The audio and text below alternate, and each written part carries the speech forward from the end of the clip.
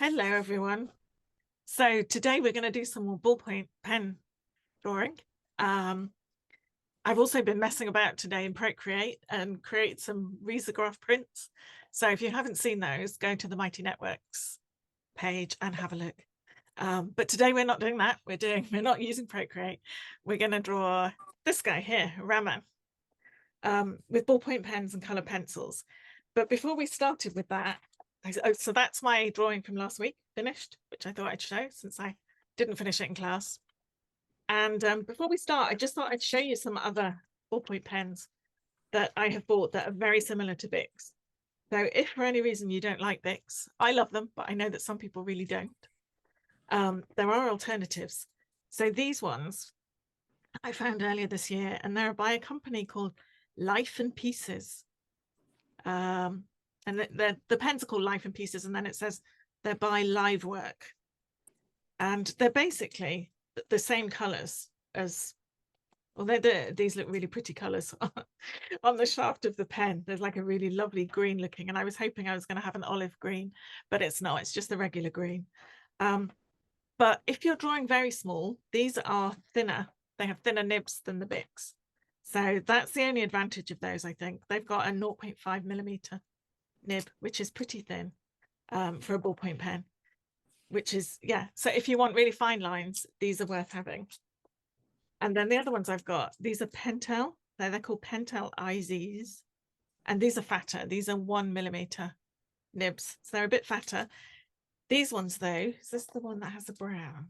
Oh, no, it's those ones that have a brown. Ah, yeah. So the other advantage of these ones is there's a brown in one of them. So if you really wanted a brown, you could get those three, and you'd have a brown as well as the other colors. These are exactly the same colors as for the Pentels, same colors as the Bics. The only problem with these, so they're a bit fatter, so they're really good for doing backgrounds. But the only problem with these is they're really blobby. So when I've used them, they're really blobby. Now, other people tell me that Bics are really blobby, but that's not been my experience with them. So yeah, I think maybe it's a paper thing as well. Maybe it's a combination, because I use really smooth paper. I think maybe they don't blob so much. I don't know. But anyway, if you don't want to use Bics, you could get Pentels, or you could get these Live Work pens if you can find them. I've seen the Pentels everywhere now. The Live Work ones I'm seeing more and more on different sites. So I think they're quite new, but I'm definitely seeing them more. So that was the thing about pens. And the other thing I did want to say was about paper. So this is a Life Noble Note Plane. So Life make notebooks. This is basically a notebook rather than a sketchbook. They make lots of notebooks with different pages. So you can, this one is obviously a plain one. You can get them ruled, you can get them squared. When I bought my first one a couple of years ago, I'd never seen them before. Now I see them everywhere. So I hope that's the same wherever you are. I see this one everywhere now, so it's very easy to get hold of. It's Japanese paper, and I love Japanese paper. You will know if you've done my Copic classes that, yeah, I love Japanese paper and will always buy it because I just think it's such good quality if I can. These really aren't expensive at all, maybe because they're notebooks rather than sketchbooks, but I really like them. So, but any smooth paper will do. So that's my scribble pad. They're getting my pens going if they dry up a bit. And this is Raman. And we're going to start by, so I'm going to start maybe just doing a pencil drawing. Normally, I would use a blue pen, a blue pencil. I'm not going to use that today because you won't be able to see it. So I'm just going to start drawing him. But again, if you need to get a sense of the angle, you can, so his face is like this. You can draw over your drawing. The angle of his face is kind of like that. In fact, even more than that. So if we think of his face as an oval, the angle is kind of like that. So this is where his nose and his eyes sit. So that's what we're kind of thinking of when we're drawing. So I'm just going to start with the eye. So I'm going to come in here. Don't have to be terribly careful with the pencil drawing because I'm going to go over it all with blue pen. What I do want to do is make sure, though, that beneath his beneath the iris, there's a little space, so we can see. That's what will make it look like he's looking upward. So try and make sure your iris doesn't sit on the lower eyelid.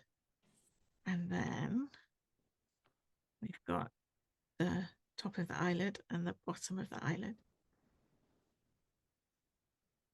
This is a really unusual angle. And I think I was saying to Alicia on Mighty Networks that I don't think I've ever drawn someone from this angle before. But I never think about it as whether something is easy or difficult to do. I just do it because it's just lines. And so I tend not to think very much about. So I'm just trying to do his second eye, which I've drawn a lot lower than the first, and it shouldn't be. So I'm going to correct that and put it up here where it ought to be. I was not paying attention. So, and again, we want a little gap beneath his iris so that it looks like he's looking upwards. And I'm just going to mark in the eyebrows so I kind of know where they are. I'm just going to erase this mess here because it's difficult to see what I've drawn. I just got the angle wrong. And that's the thing with a face that's at an angle. The most important thing is to try and get those angles right, because otherwise it's really difficult. Everything will be sort of out of line in the wrong place. So this part of his nose comes more or less down from its eye, maybe slightly, not quite. So I'm going to draw it around here. So I'm just mentally lining up the features so I can figure out where each feature should be. So that looks about right. And then we have this lovely mustache. You can correct. So if you make mistakes right now with pencil, even if you do them with pen, you can correct them. It's quite easy with ballpoint pen to make corrections because we layer up and up. So you can just correct with more layers. His mouth is somewhere there.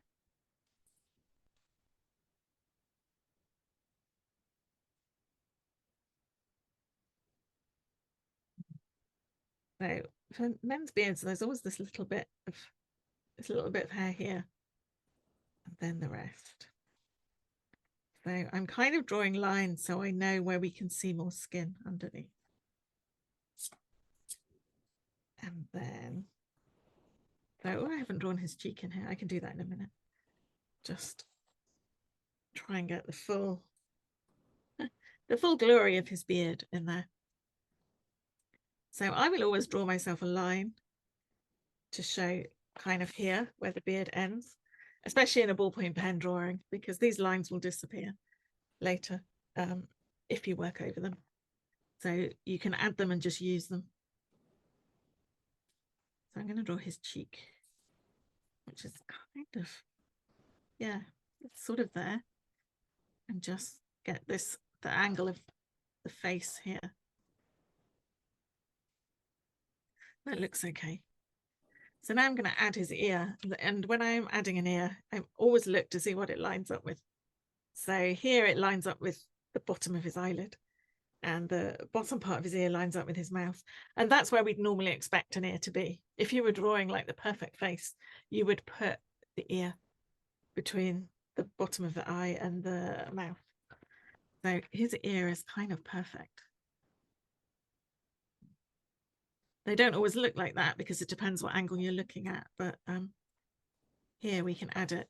We can't see the very edge of his ear, so we just make it up. Well, I can't anyway. Maybe you can on your picture. Sometimes my printer cuts off a bit of the image, but I can't see the end of his ear. I'll just make it up. And then try and draw these shapes inside the ear, which I always think of. I think of this part as a Y shape. So it's just a Y shape inside the ear. And then there's this kind of little wiggly line, which goes sort of to there. And then I need his hairline. Just sits there.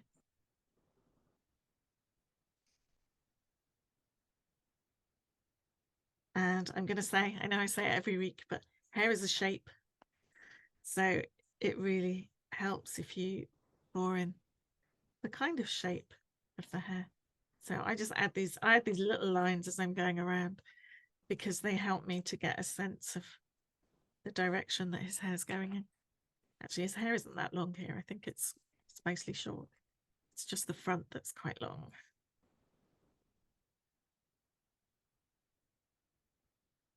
And the other things we might want to add in are the crease lines on his forehead. To add a bit of realism. It's not a perfect, he hasn't got a perfectly smooth face. It's always more interesting to draw a face than lines on it. So I think we can see 3. So I'll add in 3. And that's enough now for me to do a drawing on that. I don't need any more than that.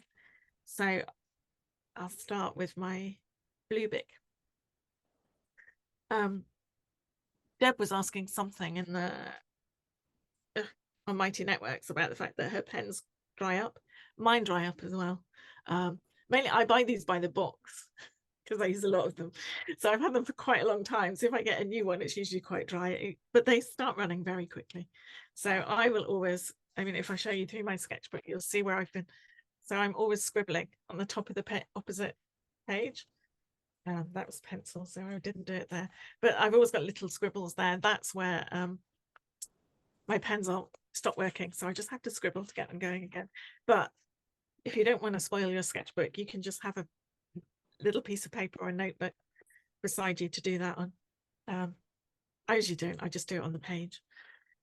I was hoping you'd have some magic ointment or something you could recommend. I'm afraid not. Okay, yeah, that's what mine do. They just dry up. But personally, I'd rather have that than have them really blobby. Yeah. Maybe if you buy them new, I mean, I've had them for, I don't know, probably the box has lasted me about 3 years. Maybe if you buy them new, they're quite blobby, but they really aren't at this point. And I've seen when I've watched other, I've watched videos of other people doing ballpoint pen drawings with blobby pens. They're having to do this all the time. They're having to wipe off, they sort of wipe off the nib of their pen on the paper to get rid of the blobs. I don't really need to do that because I get hardly any blobs. So I suspect that having a more dried up pen is probably a good idea. Yeah, because I've definitely seen people complain about how blobby the 4-color bics are. I saw something quite recently about that, and I was just thinking, well, I don't have that experience. I do have that experience with the other ones, but again, that might be because they're new or reasonably new. And after, you know, if I kept using them, they might work as well as the bics. Difficult to say. That makes sense. Mine are not new. I bought them and haven't hardly used them, but still they've been sitting. Yeah, I use them for everything now. Every bag I've got some of these in because I can use them for drawing, but I can also use them for making notes and work and things like that. So I have so many of them. I bought one of those non-blue photo pencils or non-photo blue pencils. Yeah, they're good, aren't they? And it's I had one from somewhere else, so not this one, and I didn't like it because it was too hard.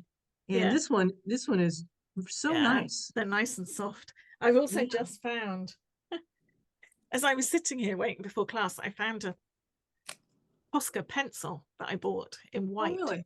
And I've never used it. You can tell it's not been used by how flat the nib is. So I obviously bought it. Maybe somebody recommended it. I don't know. But I'm going to try and use it later and see if the white shows up. Yeah, that'd be good to know. Yeah, we'll have a go and see. I still think I've got his nose. I think since my pens are so thick, I'm just going to use totally colored pencil. But yeah, that would be nice. Use your line technique. So, well, I do the same thing with color pencils. Do you? So yeah, pretty much the same. I mean, there's not very much difference in my technique, whatever I'm using. It's all quite similar.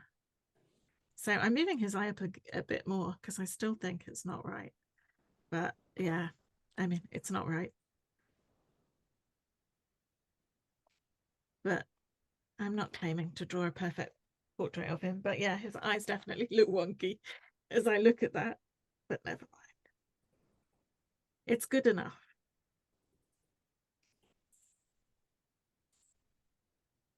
I think it's really important to have it's good enough approach to drawing. Especially if we're sketchbook drawing, because otherwise you'll just stop. You never finish anything because you stop when you make a mistake and you're like, oh no, I've messed that up. Whereas I will always keep drawing and see, you know, when I've obviously made an obvious mistake, you know, drawn something and there's no likeness or I've got it wrong in a way that I can see. I find part of the fun of drawing then is to try and rescue the drawing and at least make it a nice drawing despite the obvious errors that I've made. So we're just going to carry on. But I probably should have drawn a line so that I got the angle right, because I feel like that eye is much lower than the other one. I'm not sure it is in that drawing. So at this stage, I literally just want a line drawing in pen. So if you're using a blue pencil, you can just leave it. You don't need to erase it. I will erase my my pencil when I've got my pen drawing in place. So I always think that this drawing is really meditative. It's a very nice way of drawing. And the only time you kind of really have to make choices and think about what you're doing is when you're doing your initial drawing. Because after that, a lot of what we're doing is just hatching. Obviously, you do have to hatch kind of in the right place, but your drawing is the scaffold for that. So the trickiest bit is the drawing, for sure. So as I'm doing this, I'm looking and I don't really like where I've got the lines there. So I'm just going to change that a bit and make it a bit more, look a bit more fluid. And when I'm doing this first drawing, I don't treat it like I would fine liner drawing. When I do fine liner drawing, I try and have a single smooth line, but when I'm using pen, it's much scruffier. It's a bit more like my initial pencil drawing, because I know that I'm going to be going over these lines and they're not really going to show up. So it doesn't matter if they're kind of a little wonky and not perfect. With a fine liner drawing, so much of it is kind of dependent on what you've done with your liner. Whereas here I can just be really wonky and it doesn't matter. I'm going to wait a moment or two before I erase those lines, because if I do it straight away, quite often it will smear. It doesn't matter if it smears because you'll be drawing over it. But obviously we'd rather that not happen. So I'm just going to erase gently over some of the earlier lines I drew, which I think are now dry. Yeah, we always think of ballpoint pen as something that's dry immediately, but it really isn't. If you ever erased over it when your drawing is fresh, you have probably had this smeary line experience. So they definitely don't dry instantly. It takes a few seconds.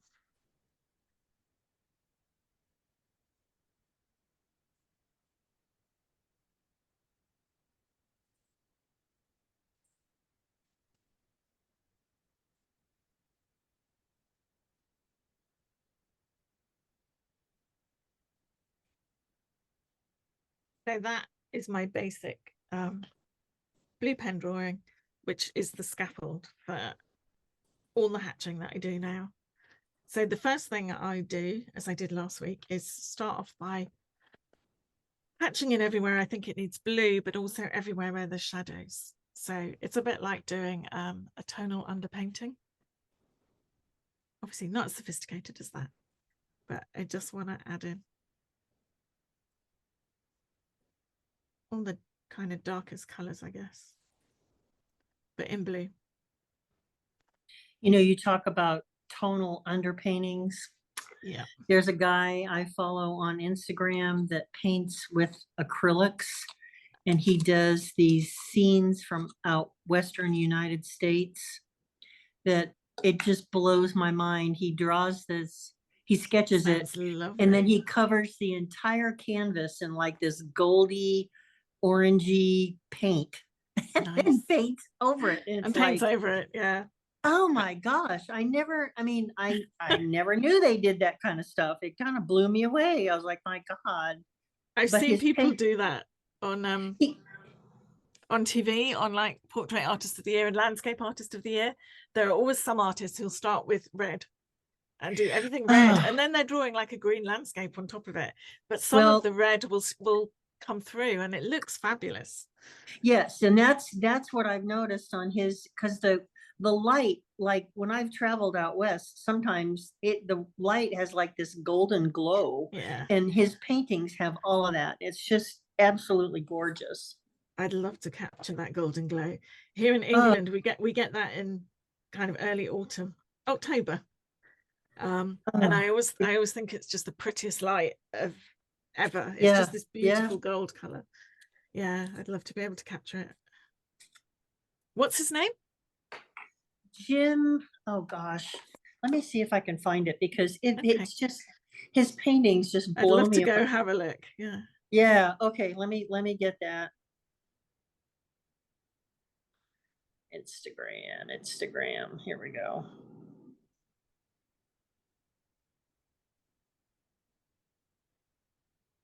I'm just hatching in some of the shadows now that I can see. So most of his neck is in shadow. Don't worry if you can't find it, Sharon. You can always send me a message. It's just, it's really hard when you're trying to find something. There it is. There it is. There it is. Oh, cool. It's Jim Musil Painter, and it's Jim Musil Painter. Okay, great. I will have a look later. Oh my gosh, it just blows me away. That's nice. It's always nice to have new recommendations, people to follow. Now, so are you going over the whole face in blue, or just the shadow areas? Just the shadow areas, the darkest areas. So I'm just going to do this area around his eye now. So at this point, yeah, it's usually just the darkest areas. Okay.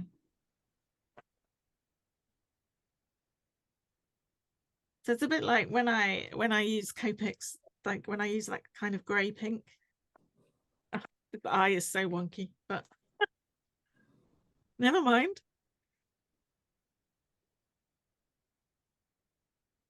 So, and where the shadows are lighter, if you make your lines wider apart, then it won't be so dark. So here, where there's like kind of a lighter shadow, and over here on his cheek, I just make the lines a bit wider apart than where in other places, and then they don't look so dark. And we can always make them darker later. If you know, if that doesn't work, if they're not dark enough, we can always layer up. So don't really have to worry about layering up. So I'm just trying to figure out where. So I'm trying to figure out where this shadow goes to. So it's kind of here, down this side of his face.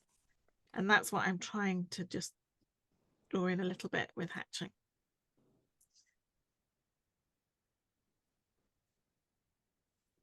And don't worry if at this point, if your lines are messy and mine are very wonky.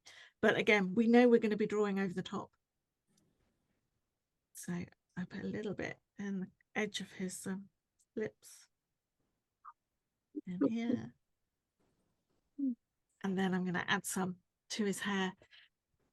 Now, I always struggle a little bit with what to do with hair with ballpoint pen. So I usually start with vertical hatching, but then when I add more color later, I'll probably follow the lines, these kind of curvy directions.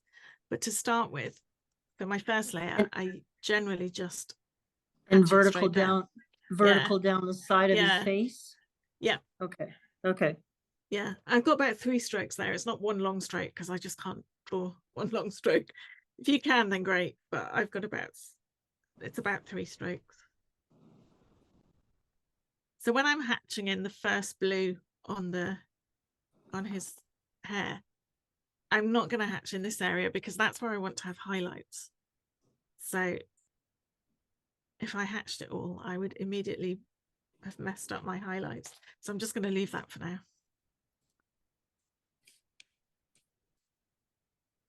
We can do all of it over on this side of his face because there really aren't highlights.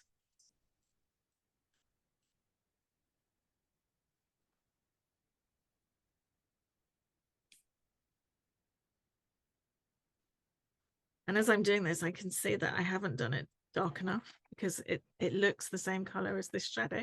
So it obviously needs to be much darker. But that doesn't matter. I can work on that when I'm adding lots of layers later. So if we're thinking about values, this needs to be you can see this needs to be much darker value than here. Whereas at the moment, they're pretty much the same in my drawing. But that's something that we'll work on. So I'm not, although I'm using blue and his beard is blue, I'm not going to color in the blue right now. I'm going to leave that as a reminder to myself that that is a different color. So a lot of it, because I find hatching so meditative, sometimes you forget to think about what you're doing. You're just drawing, and then you've drawn over something you really didn't want to draw over. So I'm deliberately not doing that so that I remember that that is going to be a lighter blue. I do that too. Yeah. It's so easy to do. You kind of get caught in your flow and you just keep going, and then you realize that you've done something you really did not mean to do. So you can leave yourself reminders. So that, I think, is enough. Oh no, I've missed out his eyelid. So once I finish that layer, I'll just do a quick look of what I've done and how well it matches up with what I can see. I think the under here as well is a bit darker under that very wonky eye.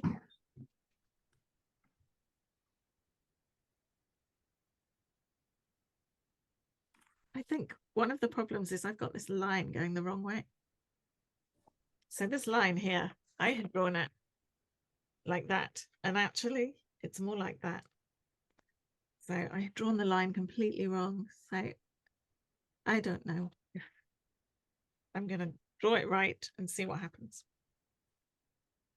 So once I've done some blue, I'll then just add any color next, really. Sometimes I really like the blue and I'll just decide that I'm just going to work in blue and just carry on. But at this point with this, I'm probably going to add some orange next for the skin tone. So again, I'll get it going. So before I start drawing the skin tone, or before you start drawing the skin tone, it's worth having a look to see if there's any areas on his face that have a highlight, so where you might not want to draw orange. So here, there's one here on his nose. There's maybe one there on the edge of his nose. I might just leave a little highlight here and maybe there. And there's one up here. So I'm going to draw those in here so I know where they are. So again, this kind of drawing at this point is a note to myself that this is a highlight and I don't want to cover it with pen. Same with his nose, it's kind of there.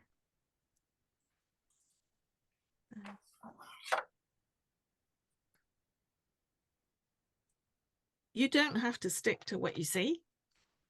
You might decide you want lots more highlights, or you want to use different colors. It's entirely up to you. But that's helpful for me in terms of knowing. Quite often there are highlights on the ears, but there aren't in this picture, so I'm not going to add them in. So then I'm just going to hatch, just leaving the areas where I've kind of drawn the highlights in. I'm just not going to touch those. And I'm going to use the orange, but lightly to start with. So start very, very light and then just work up.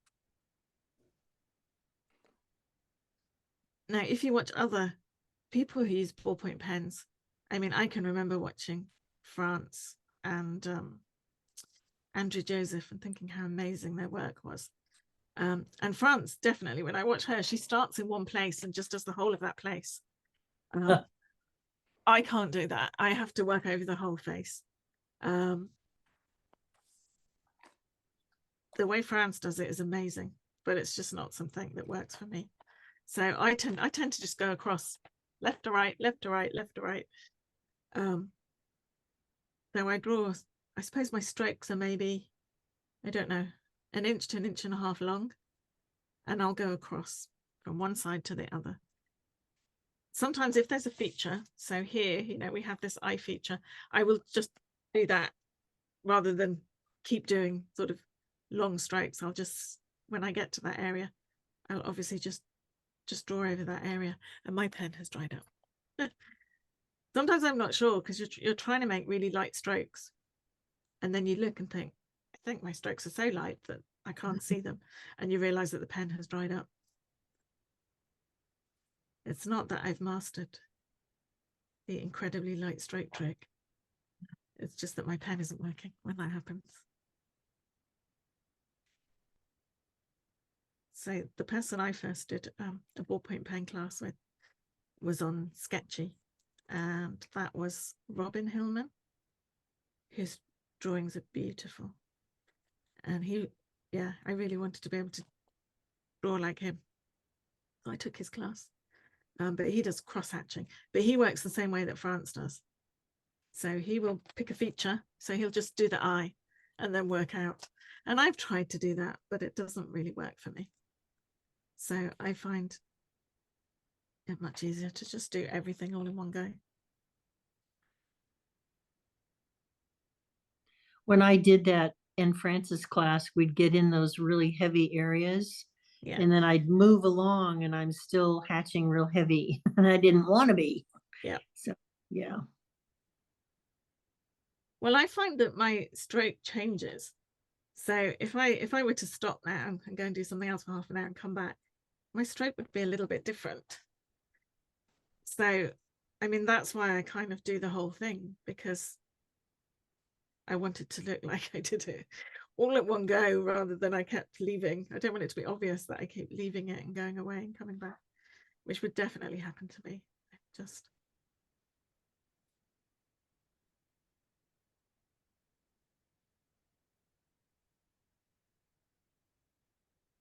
And sometimes I find my strokes get heavier on this side. And again, that's just, I've got a bit of arthritis. So that's kind of, I think that's my hand getting tired when I get to that edge of the page. And so I find it harder to draw those really light strokes. So I am going down into his beard here, because we have skin underneath. So it's fine. And the orange will help create that darker color. I'm not going to use it here, but I will use it on the lips too.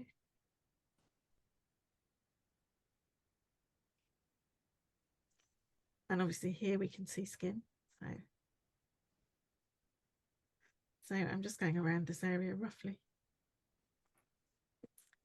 And then I need to go over to his ear. His ear is pretty much all the same tone as the shadows. So you don't have to think. Sometimes it's quite hard work getting highlights on ears, but we don't need to in this case. And then there's his neck.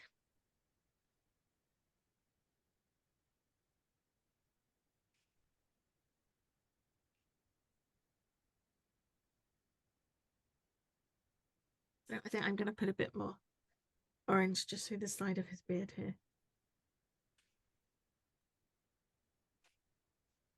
And I'm going to put some in his hair, because it will help to create a sort of really rich dark in his hair. And did you go over his blue beard with this? I haven't, no, I've left the blue beard. Okay. For now. I think I would probably just use the light blue on his blue beard initially and then figure out what else it needs, because I want it to look different from the rest of his beard. And I've just gone over my highlighted area because I wasn't thinking. Even with these little reminders to yourself, you forget. So I wanted this part to be highlighted and it's now orange. So I'm going to switch to pink. And again, I just looking, trying to figure out where there's pink. So I think there's pink. I mean, usually it's around an eye. It's usually on the nose, and maybe a little bit on his cheeks. I don't know if I'm going to use pink on his cheeks. It might not work. And in the ears. So make sure my pen works. It does. So I'm going to start off in the ear. Just pink up his ear a little bit.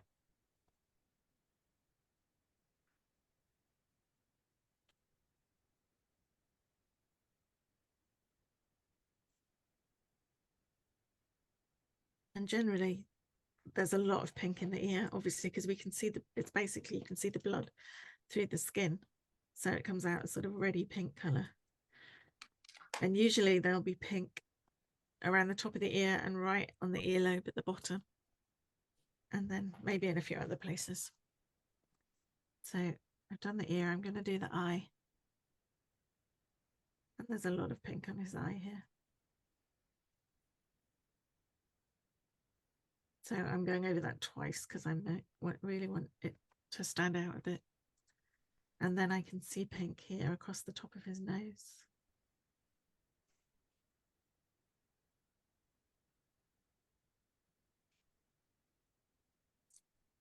And over this side too.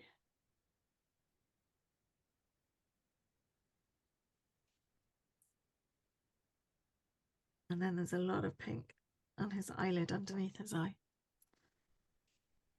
Don't have to overdo it, just add some, because we can come back and add more later. But just add some where we think we need some.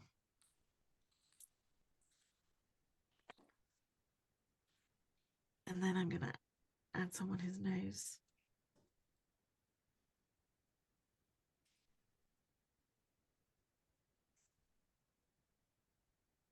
I think that's probably enough for now. I'll add some on his lips.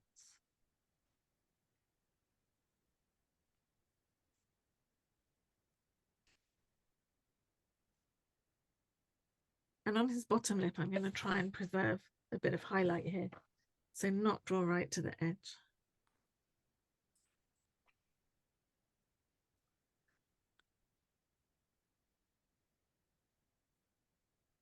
Maybe just add a little bit around the edge. So at the moment we've got a highlight, so long as I remember not to draw over it. That's probably enough pink for now. So maybe we'll pick up some purple and go into the darks a bit more. So I might start with his hair, just darken it up a bit.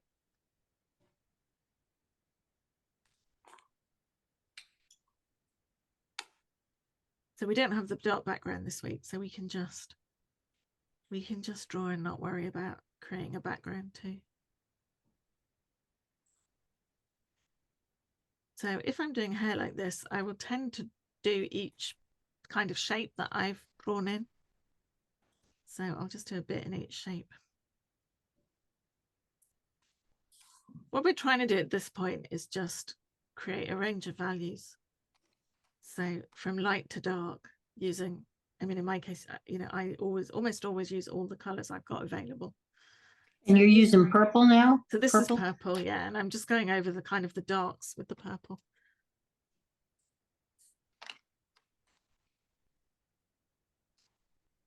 But even where I'm going in dark, at this stage, I'll do it lightly. Because I know I can go over and over it to get it as dark as I need it to be. But you can see that there is a range of values now from kind of the white of the paper here. It's a little bit cream, but to the darker colors here. But these will need to go quite a lot darker before they're where we want them.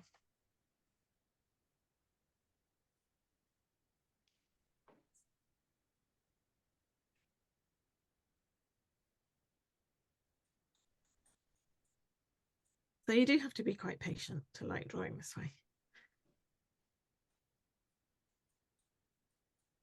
Now on the upper hair, are you still going straight up and down vertical? Yeah.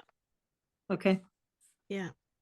If I add shape, I won't do that until near the end, depending on how it works, because it might just work. Sometimes it just works with the up and down vertical, and you don't really need to add very much else. But so a lot of it is just kind of doing it little by little and waiting and seeing what happens.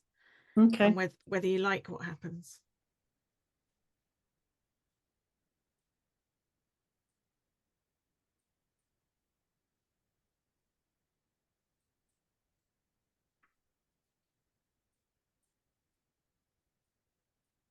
Do his eyebrows.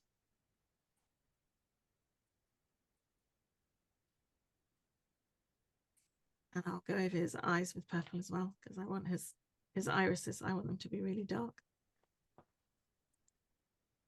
And I'll go over the shadow here again with purple to darken that up. So every time we do a layer, we're kind of making some areas darker, so we're increasing the range of values, which is good. That's what we want.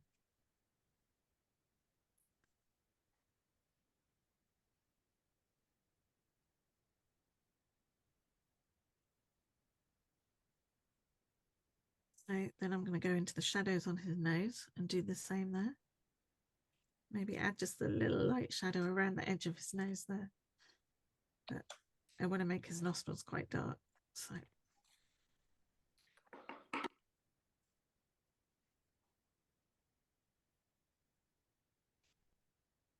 and then I'm going into his ears to the shadows. Mm.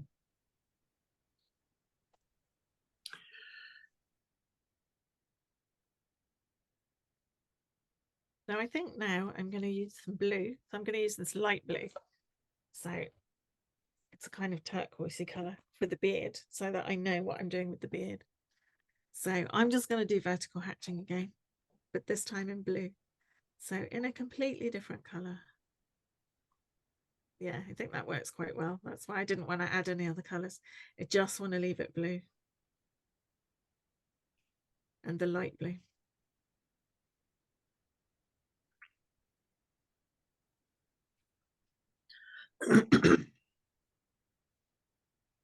If you like to cross hatch, then you can, of course, cross hatch.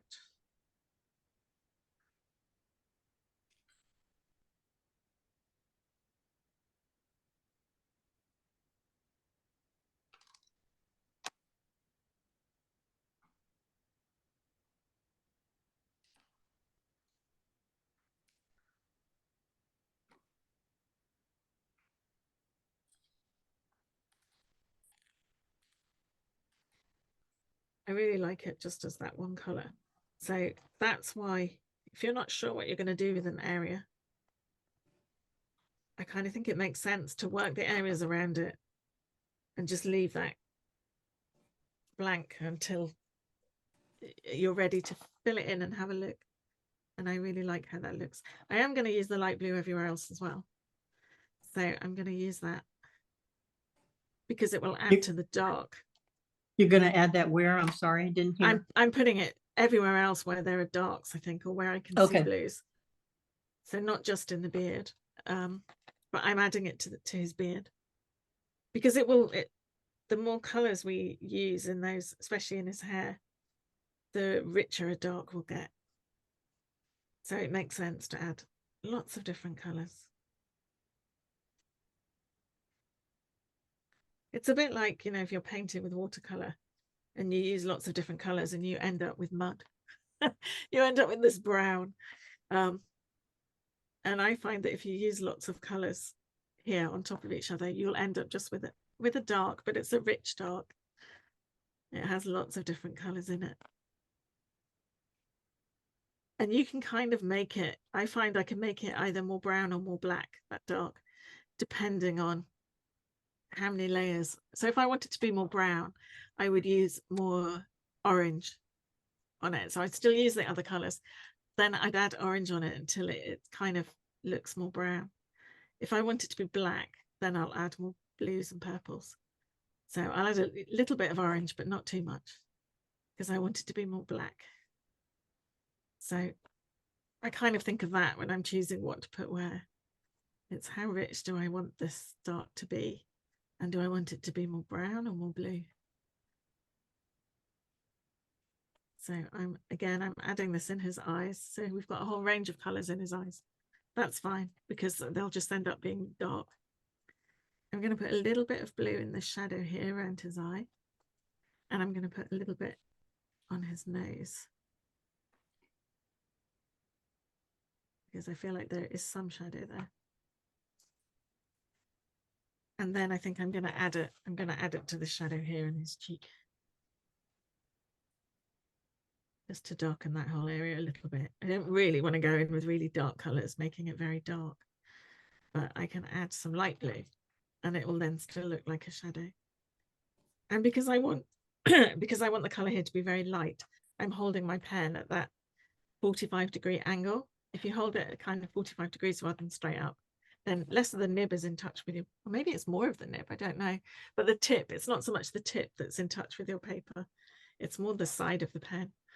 And I find you get a really nice light color. If I hold it more straight up, then I'll get a darker color. So yeah, if I'm doing a dark background or something towards the end, then I will hold a pen up to get much darker strokes. But at this point, it's fine as it is.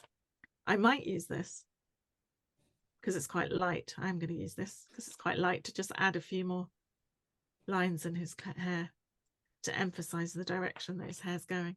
And because I want that highlight to be broken up a little bit, I don't want it to be just a simple line of, a plain line of white. So I'm putting some of this into it. So not too much, just a little bit.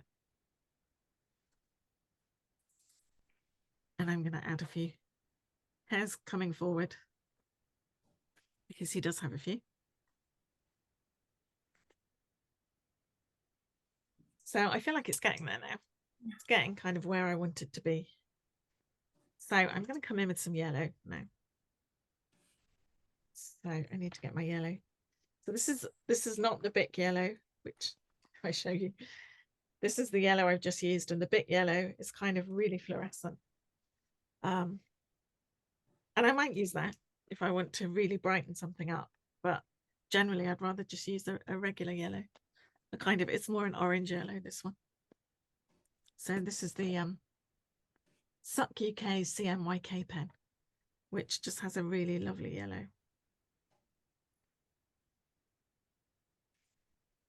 So, and I'm just going to brighten up his skin tone with it. I'm not going to put it in the hair because I don't want the hair to go too brown, but I will use it in those kind of bright areas up here. I like to use yellow around a highlight. So like here where there's a highlight, I think if you use yellow around it, it kind of draws the eye to the highlight more. And I'm going to use it in this shadow here.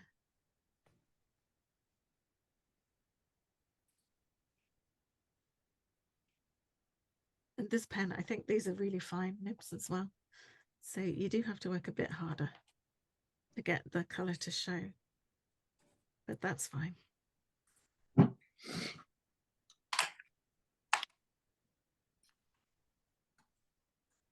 Doing a quick time check and we have time. So I'll do maybe 10 more minutes with pen. And then even if, well, I won't be finished, but at that point I'll stop and we'll add some pencil.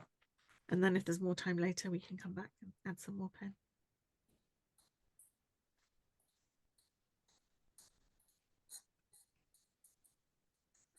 I really think that one of the things that's really important when you're doing a drawing like this is not to rush it. So just take your time. Don't feel like you have to finish in the hour and a half of class. Take it away and work on it some more. Because the more you add, I mean, I hope you've seen that, the more I've added, the more kind of dimension his face has developed. So it's worth taking your time. I haven't used any red yet, so I'm going to use some red just to redden up. And I'm going to use it in the hair to give that some interest as well. So the red, I'm going to come in and just use it very, very gently around the eyes because I don't want them to be much darker than they are right now. But I'll use just a little.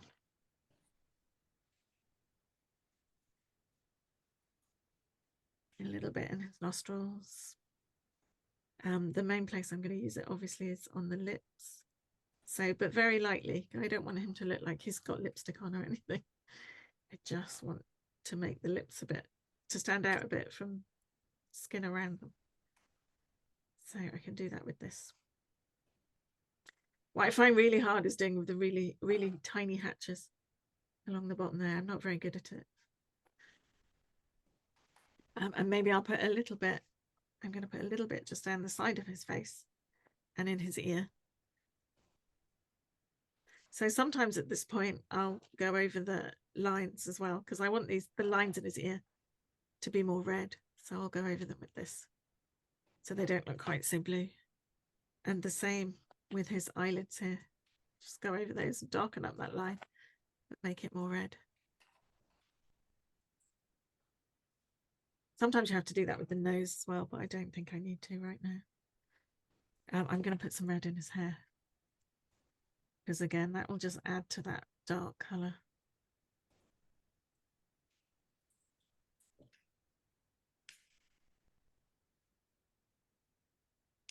So, but preserving those highlights, so I don't want to go over the white part here. Just trying to get his hair darker.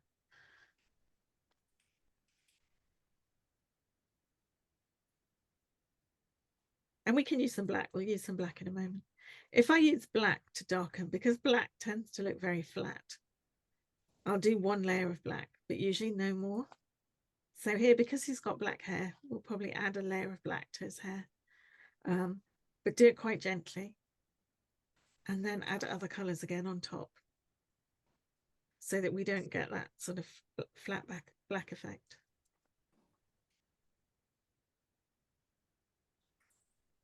I'm going to use red in his eyes as well, because at the moment they're looking very blue. Red will change that, and it does. So I'm going to add a little bit of black just to darken up the areas where I really want to darken up. So, and to give him, he needs some eyelashes as well.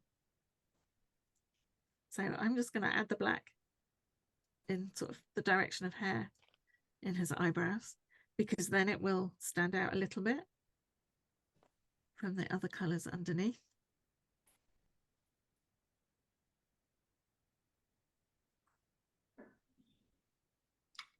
Then I'm going to come up into his hair, and I think I'm still just going to vertical hatch, because I quite like the way his hair looks.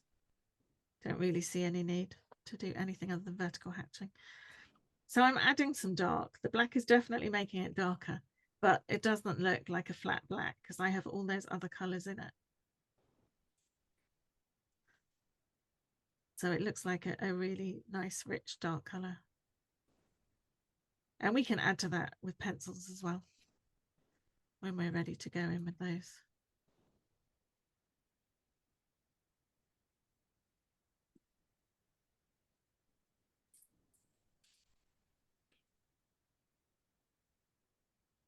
So you can see here that this area of hair now is a different tonal value to his cheek, whereas earlier they were the same. But because we've added more colour in the hair than we have on the face, you have this totally different tonal value, which is good. That's what we wanted. I love your clock, Sharon. Oh, I'm sorry. No, I love it. It's also it's a really good time reminder for me when I hear it, because I know that we're on the hour and I probably need to switch. Actually it's a little fast, but yeah. Okay. But it's very helpful for me when I hear it. Kind of okay. We're on the hour now. Isn't that the Big Ben chime? It's it's actually a schoolhouse, what they call a schoolhouse clock that I won several years ago. Nice.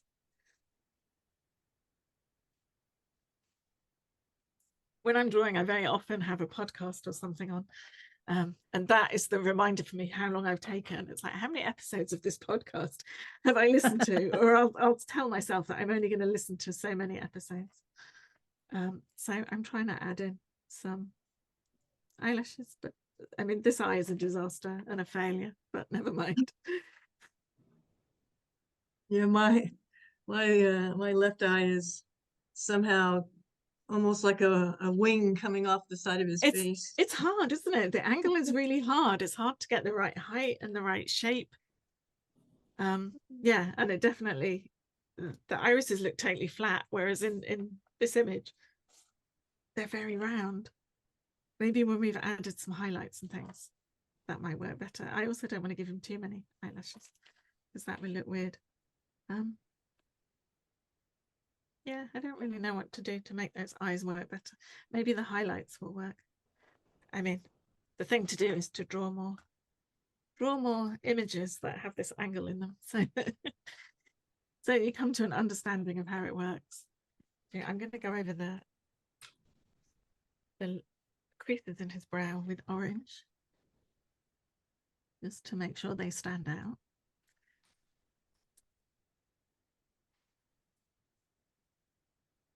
So if I wasn't drawing this in class, I would carry on and do probably another layer of each color. I'm not going to because we don't have time. But I can always add it later. So I'm going to switch to color pencils while we still have some time left. So I have my Japanese ones that I was using last week. So those are the gray ones. I'm not going to use those. These are the ones I'm going to use first of all. So these are the really pale tone, which I like so much. So I really like this color, which is gamboge, which I think is a kind of yellow, isn't it? Yeah, I think so. Yeah. So I'm just gonna add this to his skin. So these colors are really pale. So I also have a set of Holbein pastels, which are quite similar colors. Again, those are really nice colors to use on skin. So I'm just going over everywhere where we have skin tone, really. I probably need to add something a little bit darker actually, because his skin looks too pale. But I can probably resolve that just by doing more colors, more layers of ballpoint pen later. For now, I'm going to do this. I haven't been using color pencil on my ballpoint pen drawings for very long. Yeah, it's something I've only started to do quite recently, but I really like what it does. Well, I like this better than my ballpoint one, because my ballpoint one, my Bics were so thick, I had trouble. Yeah. You know, I had trouble getting them light enough. So it takes a lot of practice as well to get the really light strokes. So this is indigo, and I'm going to put this everywhere where I've got darks, basically. So I'm just using it. So again, I've got it at a really low angle, so I can use the whole. Mainly, it's much faster to color when you do this. It's perhaps not as controlled, but because you get the whole length of the nib, the pencil tip on your paper, it's much quicker.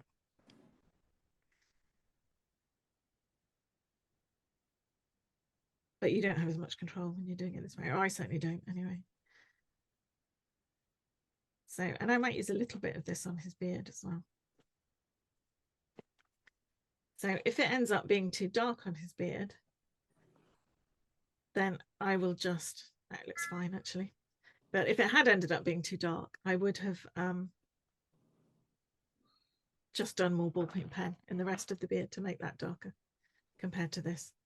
So if you do something and it's not quite what you expected, you can still get around it. So if you make one area darker than you really want with pencil, you can just add pen, do more pen on the rest, and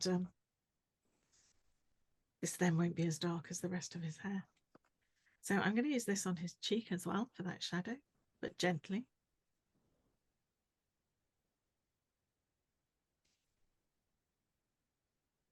So we can make that a bit darker too. And I'm even going to bring it out a little bit where I haven't drawn a shadow with ballpoint pen, just to make it blend in a bit more. So, and again, his neck is in shadow, so we're going to add this at the back here.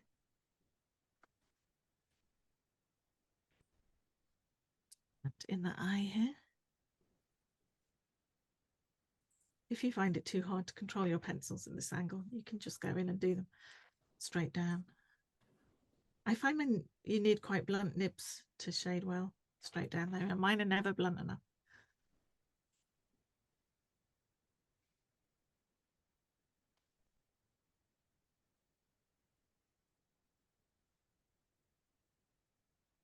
So I'm going to put this in the eyebrows as well. So I'm just looking at where I need to be darker, really. I'm just adding this in. And you can also draw in if there's some features that you just want to add. So again, I'm going to make his eyelids darker again with this color. And maybe I'll use it on his eyes again. Yep. Have you done his pupil or his the black in his eye with black? No, I've just done the whole eye the whole iris the same color. Okay. So I'm going to go for a lighter blue now and put this down here in his beard. So this is a really nice light blue. And where his beard is a bit white here, I'm just not going to add any pencil. Don't worry if you go over the lines of his beard. I mean, people's beards aren't a solid line around the bottom, so it's fine if your color bleed. You know, here I've been really messy and come around the edge, but that's deliberate. So I'm going to add a little bit more of the light blue, not everywhere, but where I think. One place I am going to add the light blue is in the eyeballs, just to make them look a bit shaded, which they are. And a bit rounder.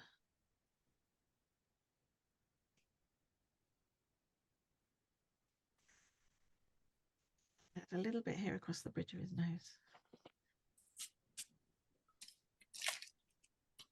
I realized what I didn't do when I darkened everything. I didn't do the inside of his ear. I always forget ears. Sometimes I don't even color them at all, and then I think my portrait's almost finished, and I realize I've put no color whatsoever on the ear. So I'll just add a bit of this there. Yeah. So I want to darken up his skin a little bit, and I'm trying to figure out which color. Maybe one of these gray ones. Oh yeah. I'm looking for something that's a little bit browner. And I've got this one. Cork is what they're calling it. So I'm going to add this where his skin is darker. So definitely in that shadow. And across most of his cheek.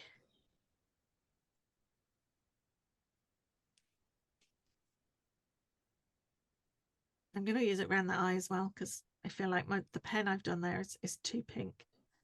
So this will knock it back a little bit, because this is more orangey brown.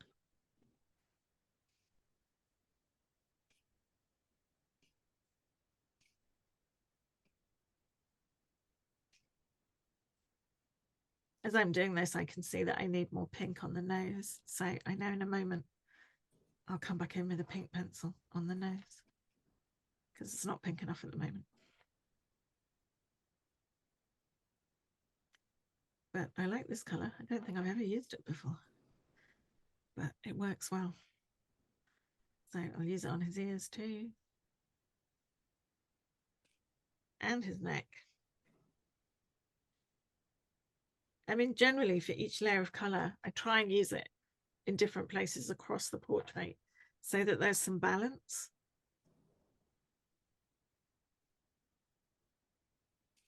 So if I use something over here, I'll look and see, can I use it somewhere over here? And if I can, I will. So I'm putting this on his lips too. Just because that pink is a bit vibrant and I'd rather knock it back a bit.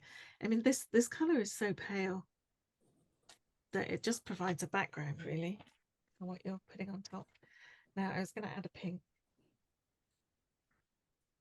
And I'm going to go for pink, pink.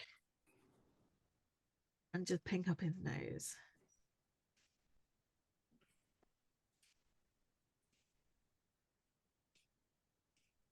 You can, if you've been adding color pencil and you're struggling to get the paper to accept any more, you can use a blender on it, because once you've used a blender, you can usually find that you can add a bit more. So sometimes the paper doesn't like it and just doesn't really take the color very well, but you can blend on top.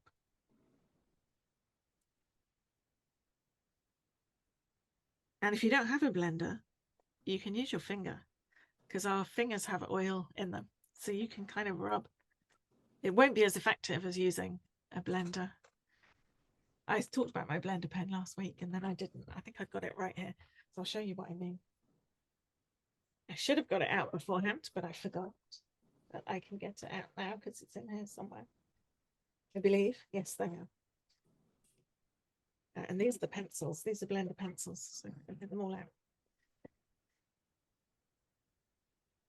So these are blender pens by Derwent. And you buy them in a pack of 2. So they come as a fat one and a thin one. And I think it's alcohol, but I don't entirely know. But I think it's alcohol in it. And if you just use it on top of your pencil, it's making my ballpoint pen leak a bit. It's actually not working that well on the pen because it's making the pen react. In which case you'd have to use a pencil one.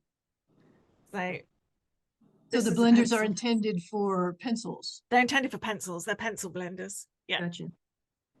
And anywhere that sells color pencils will have pencil blenders. Yeah. So don't use the alcohol one. If you're using Bics, because it reacts with the Bic. He just has a little bit of acne right there. That's all. Yeah. Or a little bit of sunburn across his head. But these ones, there are lots of different brands. Most brands do a pencil one of some sort. I've only ever come across the Derwent pens, but there may be others. And this is one as well.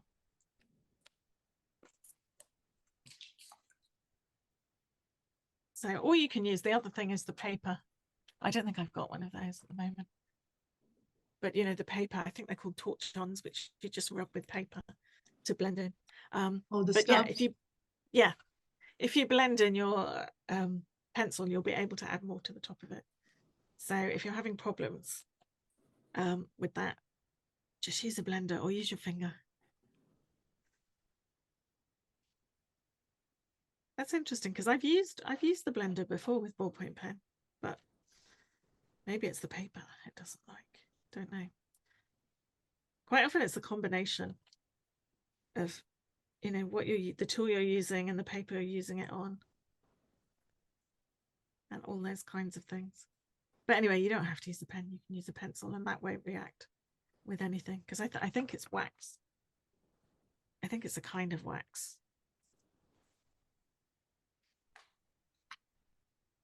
Maybe I should do some research and find out what is in them.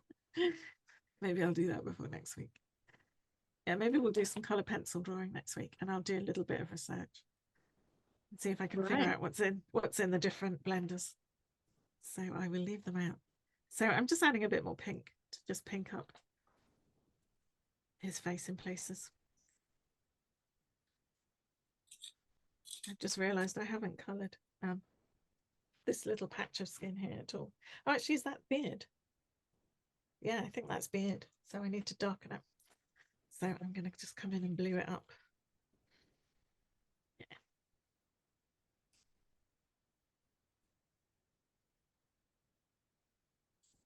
So you can do what I'm doing here and sort of halfway through stop, add some color pencil, and then go back to your pens. I mean, I'm doing that for reasons of speed, but you can do it yourself because then you have, you know, once you've added a bit of pencil, you've got much more of a sense of what it's going to look like by the end. I'm going to add some pink here, just along those lines.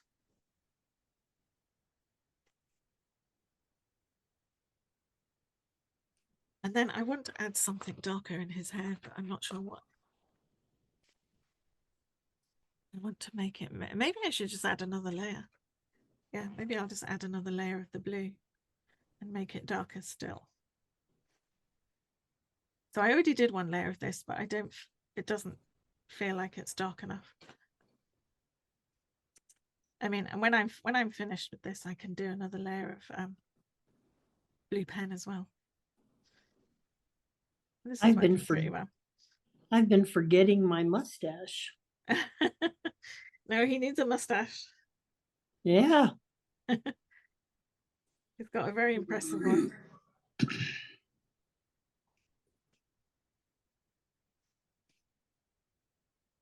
And I was going to try the Posca, the white Posca as well, and see if it shows up. Yeah, I'd be interested to yeah. see how that comes out. I think I obviously just saw it and thought, it shows up better than other pencils, actually. And my Prismacolor is seems to not the white, you know, doesn't seem to. No, mine doesn't that much. I can't get a Prisma to do anything. I think I'm going to try my jelly rolls. Yeah, I'm going to use the jelly rolls for the highlights because this isn't dark enough. So yeah, I love jelly rolls. Me too. I usually either use that or the Signo, you know. Yeah. I used to always have a Signo rather than a jelly roll, but I found that the Signo don't work very well over colored pencils. They tend to, I don't know if it's the wax from the pencil that gets on the nib, but I found they didn't work very well. Yeah, they do. So I switched to jelly roll. Yeah, I'm not sure I'm overwhelmed with the Posca. You know, I've got one, so I'll use it, but I'm not sure it's worth spending money on it. So I'm just having a look, and the eyes look better once they've got a highlight in them, I have to say. Definitely. Just gonna add a bit more orange under this eyelid because I think I mostly forgot it. The same with the cheek, they were a bit forgotten over there. So I'm just going to add a bit of colour to them.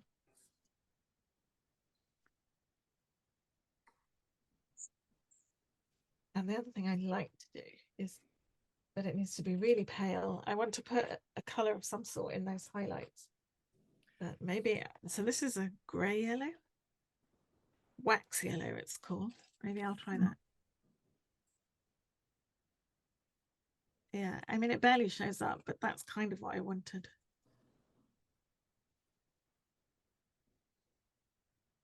I was going to say something as well. I remember reminding myself to say something about how to take photographs of ballpoint pens. For my Copic drawings, I always scan them because scanning is the best representation of what I've drawn. But I find scanning really doesn't work with ballpoint pen pictures or with color pencil. It doesn't recreate the colors properly, and you get so they come out much darker. But I think it makes the background whiter. So even if your lines aren't really dark, they look it when you've taken a photo, when you've scanned. So I don't scan anymore. I don't scan my ballpoint pen or color pencil. I take a photo of them. I saw someone last week saying the best way, I saw someone on YouTube or somewhere saying the best way to get a photo is outside. And I knew that already, but I thought it was when the sun's out. And he was like, no, you don't want the sun out because that's how you get shadows. He said the best way to take a photo is to have it outside, but on an overcast day. Yep. Because then you'll get the light, but you won't get the shadows. A bright overcast day. Yep. And yeah. So you just, you've got some light, but no shadows. So, I mean, I have a daylight lamp here above my desk. So quite often it's pouring with rain anyway, so I couldn't take a picture outside. But quite often I just take them with my daylight lamp. And I find they come out much better than they do on the scanner. But for Copics, I would always scan because I think it does a great job for those kinds of pictures. But it really doesn't work on these ones. So I'm just going to work on his eyelashes a little bit, but with my blue pencil. So they don't look quite so strong then.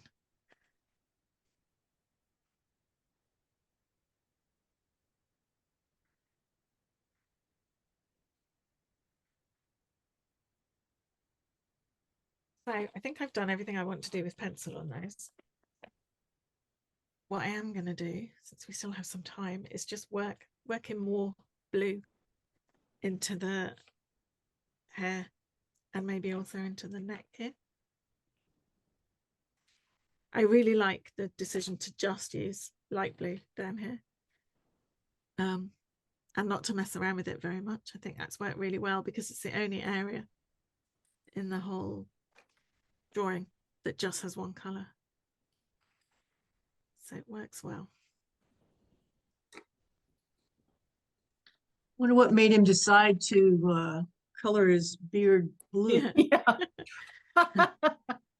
I'm a huge fan of sport climbing. My daughter and I watch it all the time. And sport climbers, the most famous ones, almost always dye their hair.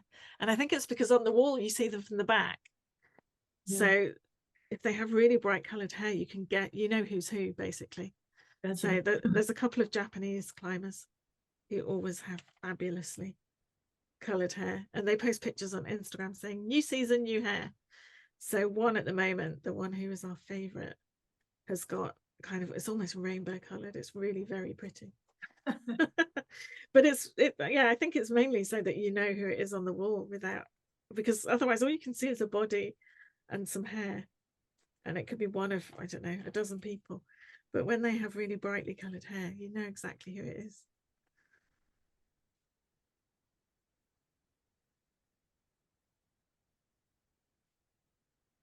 I'm definitely going to need more pen on his hair. Yeah.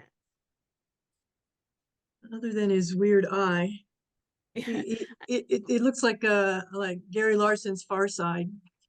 Yeah, mine looks odd, but it doesn't look as bad as it did now that I've like that I've cartoon added where a highlight. He's looking through the magnifying glass at a bug, and then the next scene he doesn't have the magnifying glass, but his eye is still enlarged. And that's what it looks like. Kind of like Marty Feldman. Yeah, yeah.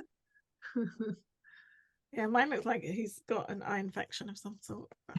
There we are. Well, I like the jelly rolls. I put jelly rolls on mine. Looks good. Good. I think.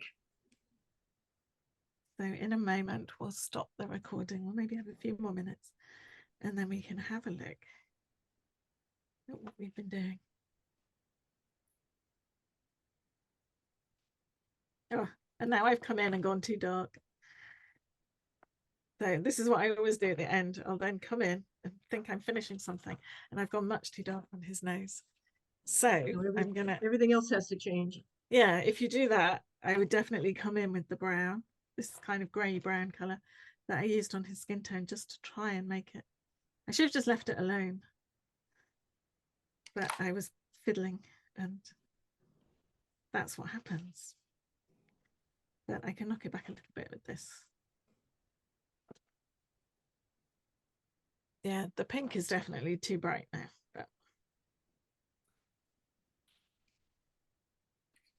that's the hardest decision you have to make, when to stop adding a particular color. So in this case, if I cut the portrait off like that, it looks great.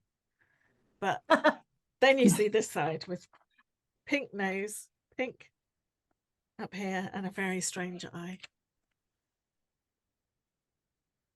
He has personality. He does, yeah. And does it still look like him? I'm not sure.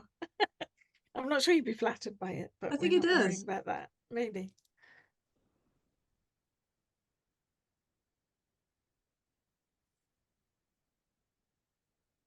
I should just stop. Because you reach a point where if you carry on, you're going to mess it up. And it looks fine as it is. So I'm going to stop at that point. So we'll leave that there. So post your finished portraits on Mighty Network so we can all have a look.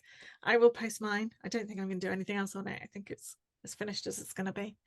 But I might work and maybe tomorrow have another go just at the eye. And if I do and I get it right, I'll share it. I won't share it if I get it wrong again. But if I manage to draw it as it is, I'll share it. So thank you very much.